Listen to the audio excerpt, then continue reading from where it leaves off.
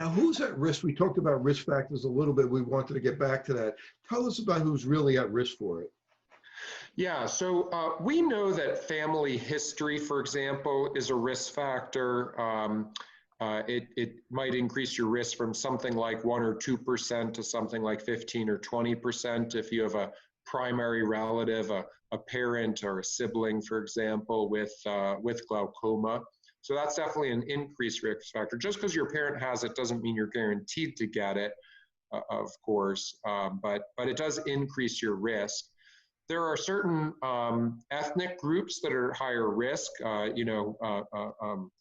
Most commonly discussed is that Black or African American ethnicity or background increases your risk not only of getting glaucoma, but also if you have glaucoma, increases the risk that you'll get it more severely, a more severe form of glaucoma. So these are important risk factors to talk about. We talked about other medical risk factors like migraine or sleep apnea. These are risk factors as well. But all of these risk factors are relatively minor compared to the two major risk factors, which are increasing age. As you get to be over 50, over 60, over 70, over 80, your risk of glaucoma goes up. It's definitely a disease of aging. And your eye pressure. And I think it's worth talking about that. Increasing eye pressure is an increasing risk factor for glaucoma.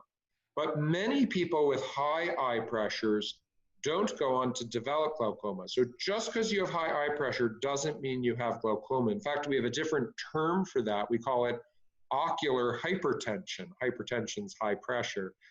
So we call that ocular hypertension, high pressure in the eye. And that doesn't mean that you have glaucoma. It doesn't even mean that the higher pressure needs to be treated. If it's really much higher in the high 20s or 30s, I think both the patient and the provider are going to feel most comfortable starting some treatment, even if you don't have glaucoma damage yet, to help prevent that. But a lot of patients have pressures that are over the cutoff that we use for normal, which is 21. And have pressures in the low or mid 20s that don't go on to develop glaucoma. Still, those patients need very regular checkups, including all of the testing that we talked about before, just to make sure that they're not converting from ocular hypertension into glaucoma, into frank glaucoma. And then it's also important to remember that half of the people in the world who have glaucoma never had a pressure above 21. And that can happen both in Caucasian populations. It happens more commonly in Asian populations where that kind of what we call normal pressure or normal tension glaucoma is much more the norm than a high pressure glaucoma. And so it points to the fact that although that's a critical risk factor, and that is what we treat with our current therapies, the medicines, lasers, and surgeries that we use to treat glaucoma, it's not the full diagnosis. You still need to get that other testing done, even if you have a normal pressure. Somebody with an elevated pressure that's a glaucoma suspect or ocular hypertension, how often do you usually recommend that they are seen in their doctor's office?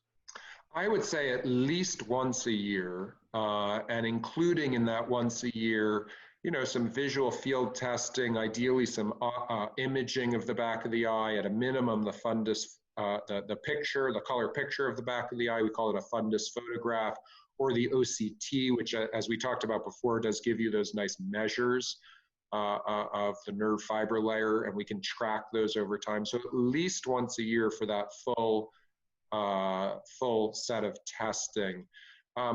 Occasionally in a younger patient in their 30s or 40s who has a slightly high pressure but doesn't look that suspicious, otherwise they have a very healthy looking optic nerve, I'll tell them every couple or 3 years is okay. But certainly as we get into the older population, if you're over 50, it's just a good idea to check on an annual basis. And I think that that's a very reasonable time frame.